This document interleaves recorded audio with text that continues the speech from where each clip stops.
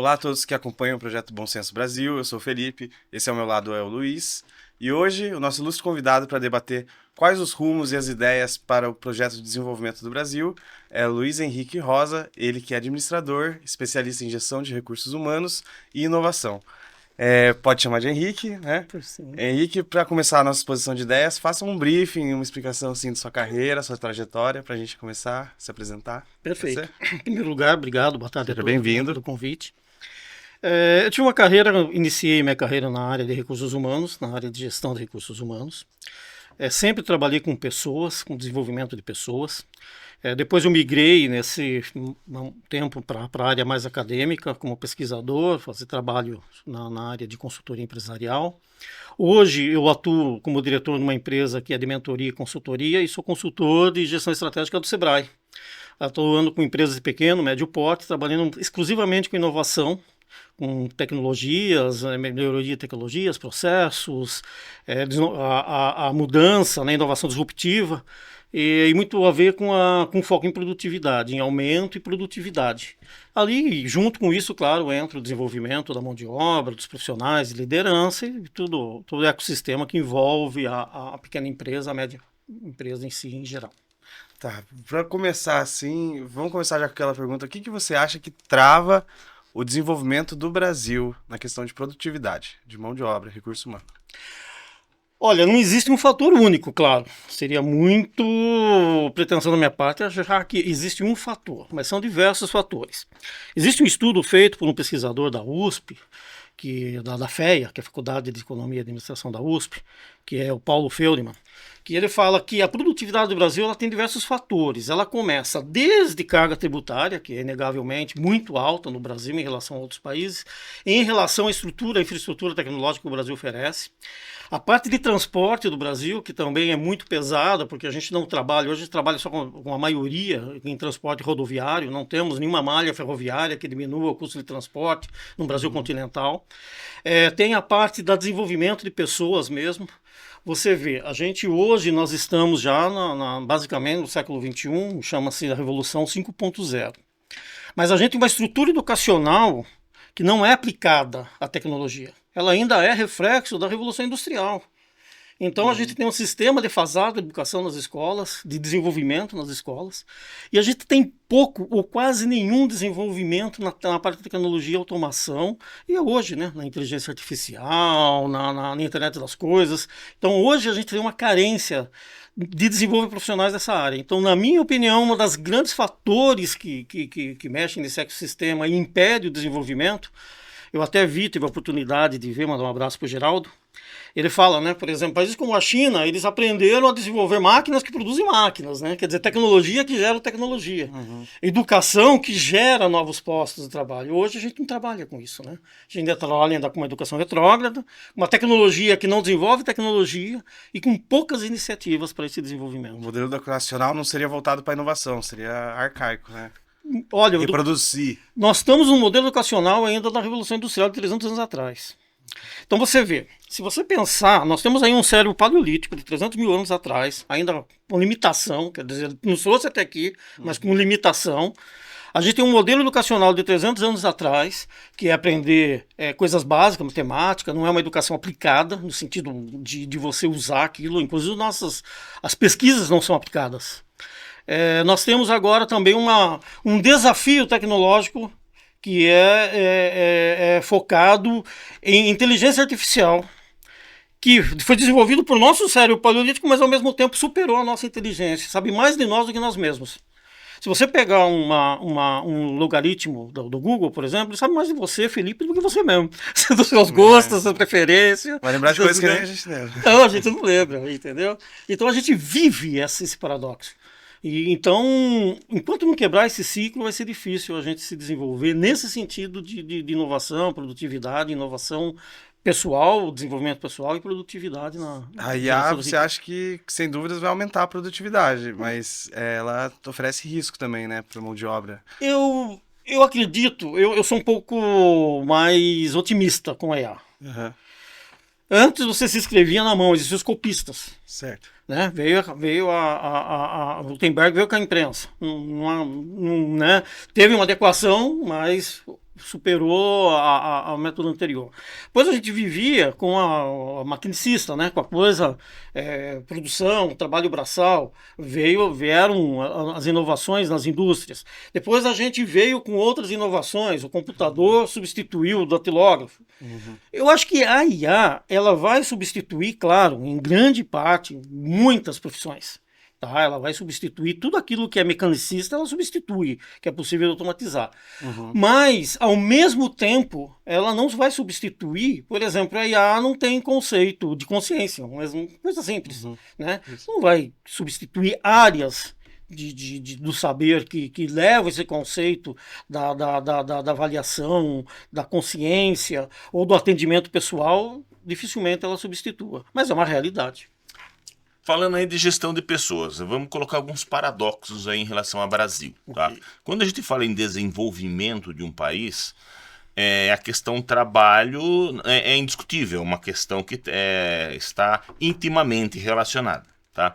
E eu vejo alguns paradoxos no Brasil relacionados ao comportamento das pessoas. Tá? Estamos vendo aí agora a questão aí do Trump fazendo a deportação de inúmeros brasileiros. Tá? Fazendo um comparativo aí de algumas economias aí, de algumas outras sociedades, vamos fazer uma análise, por exemplo, dos Estados Unidos. Tá? Não é uma economia tão aberta como se pensa, que não existem direitos trabalhistas. Existem, lá existem alguns contratos de trabalho, mas é bem menos rigoroso, vamos dizer, a legislação americana ou a legislação europeia do que a brasileira. A Alemanha é um pouco mais complexa também. Mas assim, aí que eu quero colocar que você explica um pouco desse paradoxo. As pessoas aqui no Brasil, o ser humano, o brasileiro, tá? Quando está no Brasil para trabalhar, nossa, eu quero direito a isso, eu quero férias, eu quero trabalhar. Agora tem uma questão de lei aí que está se trabalhando esse projeto de lei, que não pode trabalhar 6x1, né? Coloca-se N situações de direito, de poucos deveres, mas muito direito. Contudo, se muitas das pessoas aceitam passar situações extremamente vexatórias, tá? Para ir para um país trabalhar que não tem 1/3 dos direitos do Brasil. Quer dizer, lá você tem que trabalhar, lá você é cobrado muito por produtividade. E a pessoa aceita ir lá. Ah, não, mas aqui no Brasil, não, aqui no Brasil eu quero isso, eu quero... Me fala sobre esse paradoxo aí. Realmente existe. Bem, a cultura americana é a cultura do trabalho e não do emprego. Então você pega a cultura americana, a valia da mão de obra é o trabalho, não é o emprego, a legislação, a proteção, as benesses. A cultura do Brasil já ela a CLT da 1º de maio de 43, então nós estamos aí 60 anos, 80 anos que existe a CLT com poucas alterações. Aliás, a última alteração dela é essa que estão propondo na PEC, que é do final da jornada 6x1. Mas, assim, definitivamente foi 2017, com a flexibilização dos contratos de trabalho. Fala-se muito lá das startups, que deu um avanço um pouco, mas ainda está em discussão, trabalhos como Uber e outras que não possuem vínculo trabalhista. O que acontece? A nossa cultura ainda é a cultura paternalista. Nós temos a cultura é difícil dizer, mas existe uma pesquisa que fala que 83% dos empregadores, dos trabalhadores, dos profissionais de indústria, eles são ociosos. Eles têm 50% do tempo ociosos. Então eu brinco de trabalhar e você brinca de que eu trabalho. Por quê? Porque não adianta você ter uma jornada de 44 horas, mas ao mesmo tempo não ter produtividade. E a cultura hoje não é focada em produtividade. Tá? Se você tem uma ideia, o Brasil em produtividade mundial, e a gente vai falar muito de produtividade, tem diversos tipos de produtividade que são mensurados, mas o Brasil é 78º colocado de produtividade no mundo. Ou seja, você tem uma indústria paternalista, você tem uma relação de emprego aí, com proteção, com tutela do governo, né? Essa tutela, ela serviu em determinado momento, porque senão ainda estava no tempo da escravatura, quer dizer, a gente precisou ter uma tutela, mas ela precisava ser flexibilizada na linha do tempo. né? Deveria haver um avanço. Um avanço, dentro claro. da normalidade. Porque toda lei, ela visa, o intuito do legislador, claro, é proteger a classe mais fraca, e a lei trabalhista veio para isso. E foi um grande avanço, porque no início do século XIX, trabalhávamos 16 horas por dia. Quer dizer, a partir no Brasil, em 30, começou a jornada de 48 horas, e a CLT veio em 43. Então, ela precisou ter uma tutela do governo em determinado momento. Por quê? Porque você tem uma balança desequilibrada, você não tem ali uma equidade. Então, você tem o empregador de um lado, por poder, e você tem o trabalhador por outro, que tem que se sujeitar a todas as regras desse empregador. Então, exigiu-se, foi necessária essa tutela do governo. Essa tutela. Só que isso não mudou. E aí a gente está preso a esse sistema paternalista, com uma baixa produtividade, quer dizer, hoje a indústria brasileira, tirando a agro, que se destaca, desde 94 a agro se destaca, a gente tem uma baixa produtividade, tem uma carga horária altíssima, que a carga horária também não tem a ver com a produtividade, é engraçado, mas não existe correlação, existe países com carga horária menor, com produtividade maior que o Brasil. Né? Muitos, inclusive. Muitos. Inclusive um estudo que foi feito no Brasil em 2024, terminou em agosto de 2024, sobre a diminuição da carga horária, teve um aumento da produtividade nas empresas que foram feito o projeto piloto. Então é muito interessante que uma coisa não está atrelada à outra.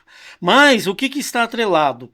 Você querer a tutela do governo, o emprego, e as empresas não estão preparadas, ou elas estão isoladas, ou elas estão tolhidas de poder inovar nesse sentido de dizer, olha, eu não vou fazer uma relação de emprego, porque eu vou atuar pela produtividade. E você vê que é interessante como esse paradoxo que você fala. Na pandemia, em 2020, o Brasil teve o maior aumento de produtividade dos últimos 20 anos. A nível mundial, em média mundial, 12,3, se eu não me engano. Por quê? Engraçado, porque aqueles que as empresas não precisavam, elas demitiram. Elas precisaram ficar com quem é produtivo. Então você tinha uma jornada em casa, um home office. Você não tinha um controle de jornada formal, que é essa necessidade toda. E você teve um aumento de produtividade. Você teve uma queda, uma diminuição do posto de trabalho, demissão, empresas fecharam. Mas as empresas cresceram a produtividade. Por quê? Porque eles precisavam ficar com o melhor. O paternalismo deixou de existir por uma necessidade de sobrevivência. Né? Então esse paradoxo a gente vive e a gente está preso nele, tá, Luiz? Esse paradoxo, essa situação de paternalismo no Brasil, quando analisamos assim, essa questão de produtividade, quando a gente fala em desenvolvimento industrial, desenvolvimento econômico, ele está atrelado, vamos dizer assim, são irmãos siameses ali. Não tem como você ver um desenvolvimento econômico de uma sociedade se não está atrelado à produtividade do trabalho.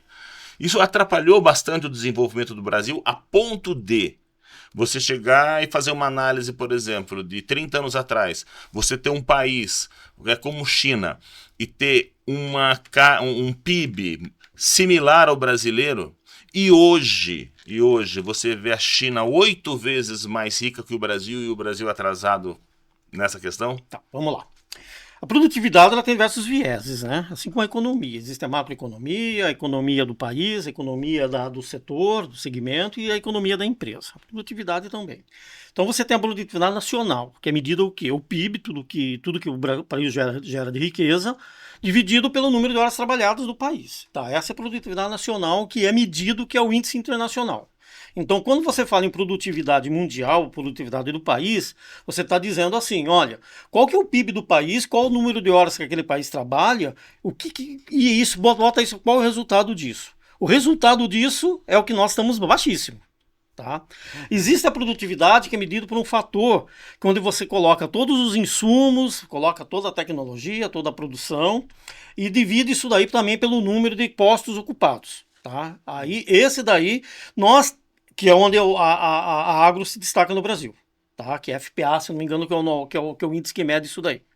E existe a produtividade de atividade, que é a atividade da indústria. Então, O que é atividade da indústria? É o número, é o faturamento da indústria, menos o que fez gerar aquele faturamento, que são só os custos variáveis, não engloba os custos fixos, dividido pelas pessoas ocupadas, sejam elas CLTistas ou sejam prestadores. Pessoas ocupadas, né?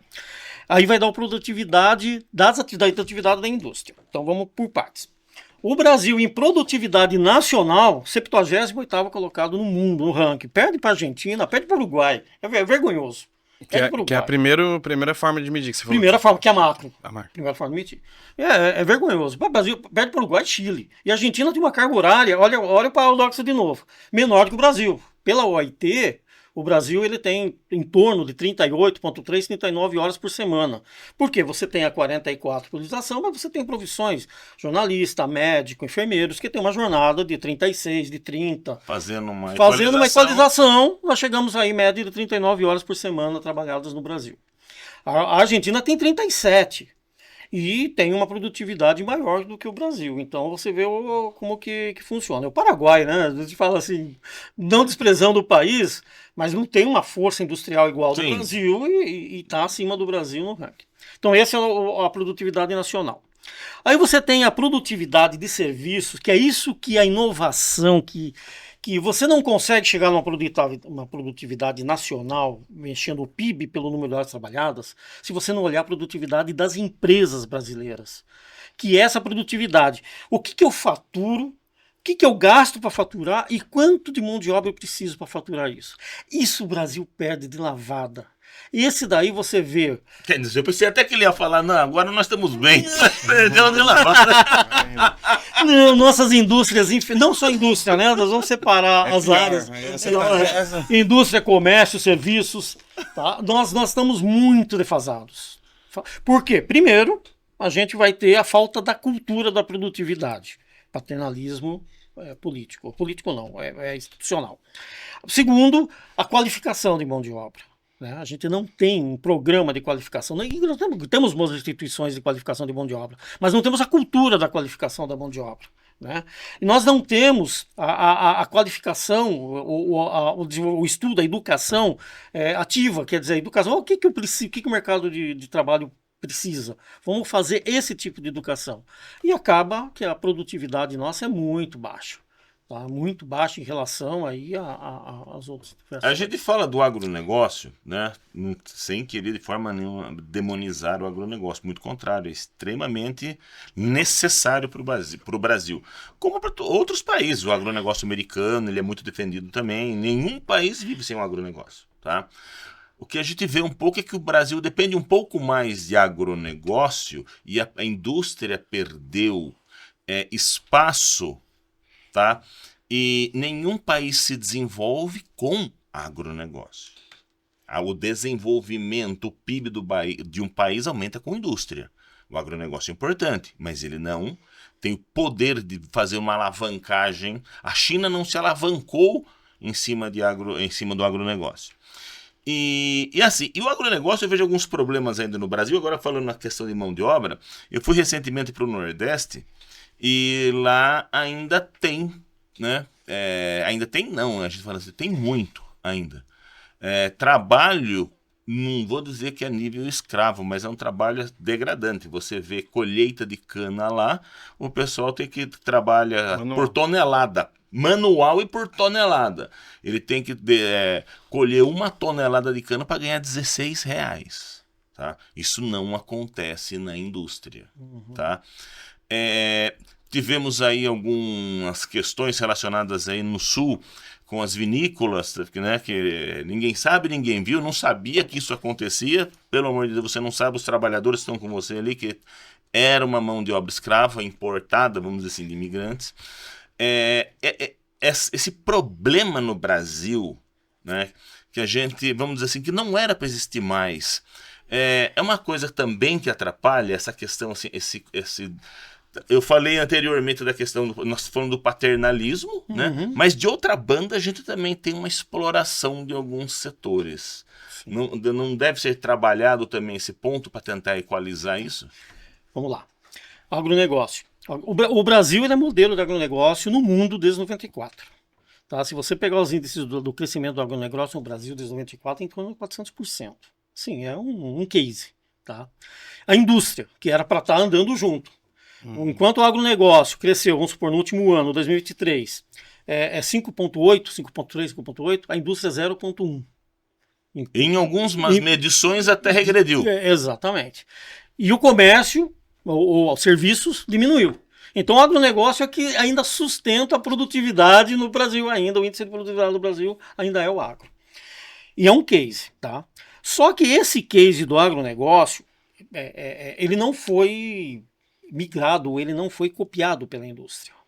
Hoje a gente tem indústrias com tecnologia que poderia estar aí com um índice alavancando o PIB nacional, mas a gente já não tem mais. Diga para mim no Brasil, qual é o parque industrial mais proeminente? Eu trabalhei no Sebrae do ABC, lá há serviços que manda. Poxa, no ABC, Santo André, São Caetano, é o serviço que manda, não é mais a indústria. Né? Sorocaba era um polo industrial, Manchester Paulista, a gente cresceu ouvindo isso, né? A Manchester Paulista, cadê o polo industrial de Sorocaba? Não tem. Diminuiu muito. Né? Muitas empresas fecharam. Fecharam, não tem. Então, a indústria no Brasil, de alguma forma, por algum falha no percurso aí, ela acabou diminuindo o seu poder de crescimento. E a gente não vê isso mais. E os serviços também. Agora vamos voltar na parte do paternalismo. De novo, toda legislação ela visa proteger a parte mais fraca. Esse é o princípio do direito. Né? Eu quero proteger, eu vou tratar os iguais de forma desiguais para conseguir atingir a justiça. Tá? Esse é um princípio básico do direito. Quer dizer, se eu tratar os iguais como desiguais, porque eu estou vendo que eles estão sofrendo por alguma injustiça, eu vou conseguir equilibrar a balança. Né? Então, foi necessário isso na época, em 43, tratar os iguais como desiguais, vamos proteger esse povo. Né? E isso acontece também na parte da exploração, seja da mão de obra que acontece no Sul, seja da exploração de mão de obra que acontece no Nordeste ou qualquer cidade. Cabe, claro, a tutela do governo nesses casos. Mas a gente costuma ver as exceções como uma rotina, como uma regra. Se você pegar os principais parques industriais do Brasil, São Paulo, Rio de Janeiro, que tem indústria, enfim, outros estados, Minas, eles não trabalham com essas exceções, eles trabalham com uma estrutura muito consolidada. A gente já tem uma capacidade, vamos supor, de discernimento, que você já não faz mais trabalho de escravo nessas regiões, nesses grandes centros. Isso ainda é coisa do nosso, né, do Nordeste ou do Sul. Então, se você conseguir botar na balança a proteção desses trabalhadores, sim, que também é uma questão social muito difícil, porque quando foi automatizado o parque do agronegócio no estado de São Paulo, o que você falava? Mas vai perder todos os empregos, a hora que automatizar isso daí, como é que essas famílias vão viver? Então foi uma decisão difícil também. Você tirar o lavrador lá da colheita e automatizar isso daí. Um trator que trabalha por 10. Trabalhar por 10. Por Foi uma 100. decisão difícil. Mas, como tudo no mercado, né? Você cria uma cisão, uma disrupção, isso daí tende a criar diversas facções, diversos problemas, mas ela tende a se ajustar com o tempo. Né? Isso é qualquer transformação. Isso foi assim na Revolução Industrial, foi assim quando você sai da era da indústria para a era da tecnologia, você sai da tecnologia para a era da informação, você tende a ter esse ajuste. Você citou a Revolução Industrial. Inglaterra, vamos dizer, eu colocar a Inglaterra como carro-chefe, tem França também, Alemanha. E assim, quando você estuda a Revolução Industrial, você vê e você começa a fazer uma análise das relações de trabalho, principalmente nesses países, você vê esse desenvolvimento e essa adaptação, tá? Cada país tem uma cultura, né? As formas até inclusive de vamos colocar Brasil e outros países que foram colonizados, Brasil e Estados Unidos, tem colonizações diferentes, mas também lá se adapta à cultura. A gente fala muito, por exemplo, que lá é muito aberto nos Estados Unidos, mas o sindicalismo nos Estados Unidos é muito forte. Sim, sim. O sindicato, ele abarca quase todas as áreas, ele tem uma proteção, tá? Dentro de limites e dentro de princípios de produtividade, tá? No Brasil, vamos colocar agora uma questão assim, vamos ver a questão governo, vamos ver a questão justiça do trabalho. Você teve aí uma reforma trabalhista em 2017, tá? Em que tentou-se aí, pelo menos ao meu ver, se adaptar a algumas questões em relação ao século XXI, tá? Como se funciona em outros países, mas você tem a justiça trabalhando ou dando decisões tentando manter ainda um sistema antigo. E aí vai para a justiça, a justiça discute, chega-se ao Supremo Tribunal Federal. O Supremo Tribunal Federal já está colocando, né, a validade das normas. Mesmo assim, a Justiça do Trabalho mantém as decisões, aumentando, criando, inclusive, aí, hoje o Supremo estava reclamando da quantidade de reclamações que está chegando, porque a Justiça do Trabalho não aceita. Uhum. O Poder Judiciário hoje, vamos fechando a questão da Justiça do Trabalho, atrapalha um pouco. Um pouco, se for humilde. O Poder Judiciário hoje, ele faz mais a função paternalista mesmo, no sentido de tentar defender o trabalhador de uma forma exacerbada e injusta do que buscar equidade. Isso é uma realidade do direito do trabalho. Eu vou citar só um exemplo prático. Eu trabalhei por muitos anos, mais de 12 anos, na área hospitalar. E a área hospitalar, a instituição que eu trabalhava, nós tínhamos índices de mensurar, por exemplo, ficção hospitalar internacional. Então a gente se comparava com hospitais, né, de outras áreas, Estados Unidos, da Europa. Só fazendo um parênteses, nós temos instituições como Incor, Einstein, que estão em pé de igualdade com qualquer país do mundo. Exatamente. Eu fui uma dessas instituições que eu trabalhei no HCOR, que é o Hospital do Coração. Sim, sim. Então, o Hospital do Coração... Do Jatene, né? Do Jatene, exatamente. O Hospital do Coração nós tínhamos uma premissa lá. Quer dizer, eu tenho que trabalhar com índices de infecção hospitalar internacional. Para isso, eu tenho que pegar ações muito fortes na parte de segurança do trabalho, de insalubridade, de equipamentos, de EPI. Então, tem, né, até hoje, uma cultura muito forte e uma equipe, não só da parte de recursos humanos, mas da parte de engenharia e segurança do trabalho, que focava nisso. Por outro lado, eles não queriam pagar insalubridade. Por quê? Era questão política, econômica? Não. Porque se eu pagar insalubridade, não preciso fazer nada disso. Já deixa de trabalhar em saúde. A pessoa pode morrer lá, não é? O que ele vai me acusar? Entendeu? Eu não preciso trabalhar com índice, com segurança, com nada. Então, por cultura, isso é uma cultura que cresceu, a própria engenharia e segurança falou: de que pagar insalubridade, não tem o que fazer aqui. Porque ele vai para a justiça e não vai ganhar nada, porque nós estamos pagando. E nós tínhamos o maior problema lá de insalubridade na Justiça do Trabalho. Por quê? A instituição hospitalar é insalubre, ponto final. Mas peraí. Então, quer dizer, se eu quero modernizar, se eu quero trabalhar, se eu quero eliminar, se eu quero fazer, eu ainda não tenho apoio de nenhuma área do governo para isso, principalmente do Justiça do Trabalho. Então, esse é o reflexo que eu vejo do Justiça do Trabalho.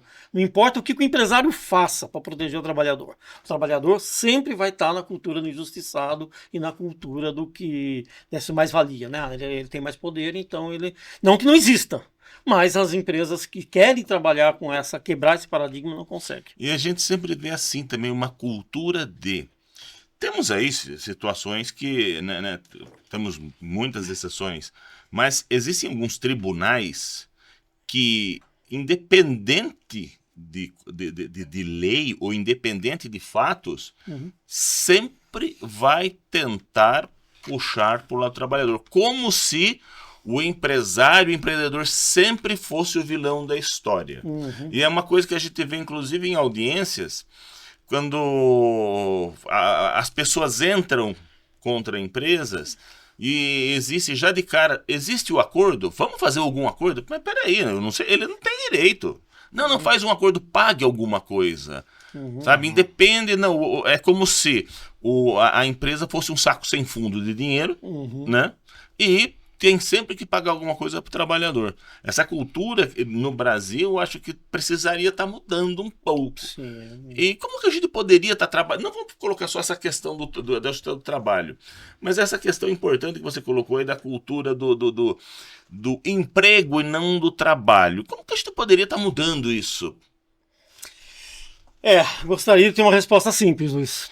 Mas quando você consegue mexer em tudo, processo, fluxo, desenvolvimento, mas você não consegue mexer na cultura. É gerações para mexer na cultura.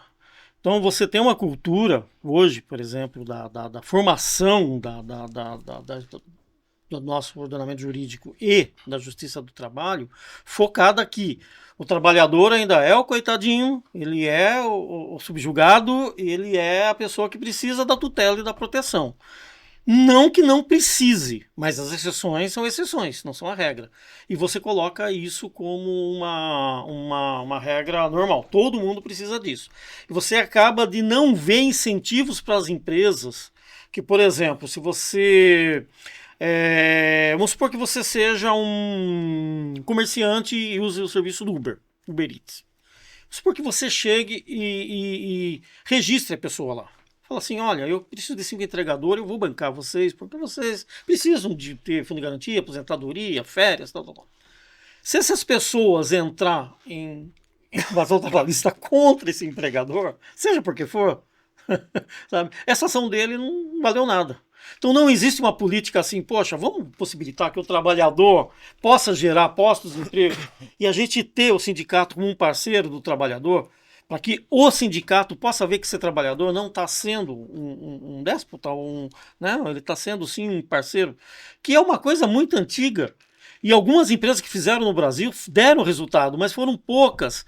Eu me lembro da década de 90, não existia isso. O Ricardo Semler, que ele herdou a empresa, a primeira coisa que ele fez ele foi abrir a porta para os sindicatos, né? Que até ele escreve um livro virando a própria mesa. Isso. Uma coisa inovadora lá na década de 90, 80, 90, mas foi iniciativas pontuais e ninguém imita. E sabe, que eu vou dar emprego, mas eu vou abrir a porta do sindicato para vir aqui, para que eu tenha poder na justiça trabalhista e que isso daqui não vire contra mim. Já que eu não tenho essa garantia, o que eu faço? Eu vou aproveitar também dessa onda. Até o limite. Então, culturalmente, se fosse uma coisa menos cultural, eu ia dizer para você que é simples de resolver. Mas quando esbarra na cultura, aí é complicado. Aí temos que começar então, desde cedo nas escolas, mudando algum conceito? Sempre. Sempre. É que a Grécia se tornou Grécia. Atenas, o maior polo intelectual do mundo. Escola, criado por Aristóteles, Liceu. Né? Como é que Esparta se transformou um grande poderio militar? Escola, desde cedo, na prática. Você entendeu? Como é que um atleta olímpico se torna um campeão olímpico? Escola, desde cedo, treinamento, sabe? Então, a educação, ela é o princípio de tudo. Não adianta você querer sair querer inventar a roda. Agora, a gente trabalha com 2 curvas de gozação, né? A educação pedagógica, que é essa das escolas, das crianças, e a andragogia, que você vê pouco falar, que é a educação de adulto, que é a inserção do adulto, do jovem adulto no mercado de trabalho. Porque o adulto ele não tem a mesma forma de aprender que uma criança, que um adolescente. E a pedagogia não abarca essa necessidade dessa classe. Então você pega hoje, um jovem aprendiz vai ter 21 anos. Né? 21 anos, a hora que você quer especializar essa pessoa, o que você vai fazer com ele? Ou você quer especializar um adulto de 30 anos para tecnologia? Vai botar ele numa sala de aula com um professor falando com um slide. Quer dizer, a estrutura de ensino andragógico ela é diferente da pedagogia. E você quer misturar as coisas. Mas a educação, ela é... Falando em educação, assim, quando nós falamos em educação no Brasil, 99,9% da discussão gira assim, em torno de o ensino das crianças, o ensino médio, principalmente ensino técnico. básico, ensino técnico. não existe quase discussão sobre ensino universitário, sobre mudança de ensino universitário. Quando você fala geração de tecnologia, quando você fala inovação, até mesmo do ponto de vista social, vamos colocar assim, essa questão de visualização do direito nas escolas de direito, você não vê discussão. Hoje, as faculdades, diferentes de outros países aí desenvolvidos, elas pouco geram, algumas geram, mas pouco geram tecnologia e geram empreendedores.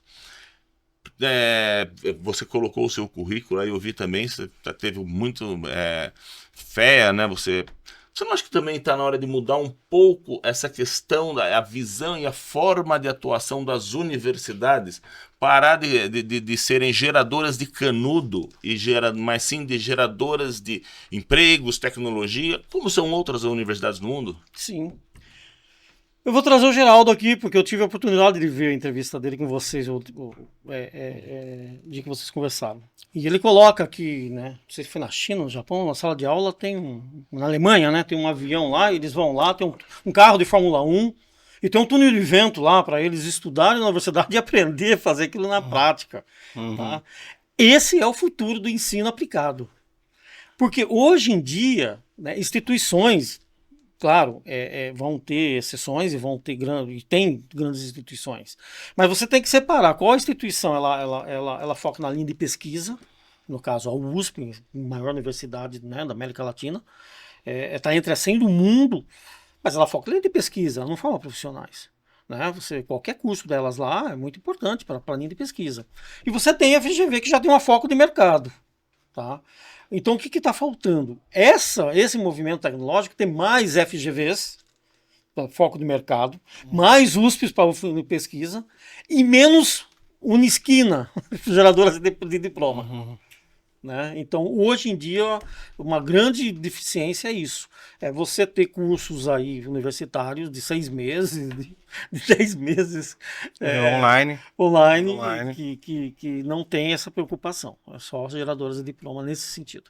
Você colocou também, você que tem bastante conhecimento e prática no Sebrae, uma coisa que nós vemos, assim, que é diferente de alguns países. Vou colocando a questão de universidade principalmente, na formação universitária em outros países, a formação dos empreendedores. Aqui no Brasil, trabalha-se muito com microempresa, tá? Que é muito importante. Mas a microempresa, ela tem um poder, vamos dizer assim, de combate no mercado muito menor. Em outros países, a gente vê... não vou dizer que os Estados Unidos, que ele foca muito grande em empresa, tá? Não tem, mas alguns países eles formam assim, eles têm aquele costume deles. Você viu na Alemanha uma vez um caso. Vamos formar uma empresa, tá? Ao invés de eu formar uma empresa micro, eu sou um engenheiro, mas eu não conheço marketing. Mas você é administrador, conhece marketing. Aquele é o contador. Vamos formar uma empresa juntos? E dar poder de combate no mercado. Não falta um pouco isso no Brasil também? Tá. Muito bem posto isso daí, Luiz. O que acontece no Brasil? Mais de 80% do PIB brasileiro é gerado por pequenas e médias empresas. Tá, isso é um fato. Quase 90%, chega até 90%. Então, o pequeno e médio empresário, ele é o gerador de riqueza do Brasil. Tá? Ponto. Você tem incentivo? Tem. Mas como que nasce uma empresa? Né? Qualquer uma. Você aqui fazendo podcast ou uma confeiteira. Uma confeiteira, ela faz muito bem bolo. E aí todo mundo fala, como você faz bolo? Por que você não faz para vender? E ela tem uma expertise, uma especialização em bolo tremenda. Então ela faz lá 3 linhas de bolo e começa a vender. E começa a crescer. Como ela não é uma empreendedora ainda. Nós chamamos essa pessoa de empreendedora. Ela é uma autônoma. Ela deixou de trabalhar para os outros para trabalhar para si mesma. Mas está trabalhando ainda. Entendeu? Ela é uma autônoma. Então, ela continua sendo uma confeiteira não seletista, mas autônoma. Quando ela começa a crescer, ela precisa de uma outra competência, de uma outra habilidade, que é a habilidade de gestão. Ela vai precisar saber, aprender a fazer a gestão do negócio dela. Aí a gente começa a ter o gap. Grandes empresários têm sucesso, seja na pequenos, médios empresários, seja na sua área de origem, confeiteiras, agência de carro, qualquer que seja. Ele é um grande autônomo daquilo que ele faz, um grande especialista que ele faz. Ele começa a ter problema de gestão. Se ele conseguir passar essa primeira fase e aprender a fazer a gestão do seu negócio, aí ele tem o terceiro passo, que é virar empreendedor. Que aí ele é que vai gerar riqueza através da mão de obra dos outros, do resultado dos outros. Hoje em dia, isso não está consolidado na cabeça do empreendedor. Ele acha que ele, como autônomo, ele é um empreendedor, ele não é, ele simplesmente deixou trabalhar para os outros para trabalhar si próprio. Ele não aprende a fazer gestão e muitas vezes ele quer montar filial. Aí a confeiteira começa a vender muito bolo, fala assim, vou alugar um predinho lá no centro, porque no centro eu vou vender muito bem. E coloca lá, investe toda a tua economia. Mas ela não aprendeu a fazer gestão, ela quer empreender, ela quer colocar uma filial e colocar pessoas para fazer a gestão do negócio dela, se ela não aprendeu ainda. Então, o que hoje o microempreendedor, o médio empreendedor, ele falta? Falta a competência de gestão e de empreendedorismo. Quando você sai, quando você transpassa essa barreira, você são os empresários de sucesso. Aí ele começa a gerar riqueza como? Com a mão de obra dos outros, ele começa a empreender. Mas ele já tem a casinha dele arrumada. Aí você colocou uma situação interessante, vamos colocar em porcentagem, você colocou que o PIB brasileiro, ele 80%, 90% dos pequenos e médios. Só que de outra banda nós temos uma mortalidade muito grande também de empresas. Tá? Sim. Se conseguíssemos fazer essas empresas sobreviverem, talvez o PIB brasileiro aumentasse 2, 3 vezes. Perfeito, novamente. Você tem 98% das empresas fecham nos primeiros 5 anos. Então, se uma empresa abriu 100 hoje, daqui 5 anos, somente 2 vai continuar. Vai ter perenidade.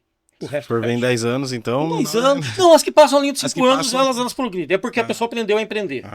Faz sentido. É o deadline. É o deadline, é o deadline. Umas fecham no primeiro ano, segundo ano, terceiro, mas 98 fecham no primeiro 5 anos. Se você conseguir, só que olha o paradoxo de novo. Se você conseguir colocar na cabeça do empreendedor, uma outra pesquisa só para complementar, 67% dos brasileiros ou empreendem ou desejam empreender nos próximos 3 anos. Isso é fonte do GEM lá, que é o órgão que cuida do levantamento do empreendedorismo no Brasil e no mundo. 67% dos brasileiros querem empreender. Então nós estamos brincando de pirâmide. Eu creio que 67% empreende e 30% fale. 60% empreende e 30% fale. Então, ele é sustentável por causa disso, por essa característica. Instituições, aí eu vou falar do Sebrae, eu não posso me furtar. O Sebrae, SESI, Senac, Sesc, Senat, são instituições extremamente sérias. O Brasil tem essas instituições e eu não vejo, os empresários veem o quanto essas instituições podem ajudá-los. O programa dessas instituições pode ajudá-los. Entendeu? Por quê? Se você tem uma instituição no Brasil que ela é subsidiada pelo governo, pelo Ministério do Desenvolvimento, e essa instituição ela tem programas de qualificação do empreendedorismo, aí você fala, por que o empreendedorismo não cresce? Aí é uma questão cultural mesmo. Porque ele não vai. Aí é uma questão cultural.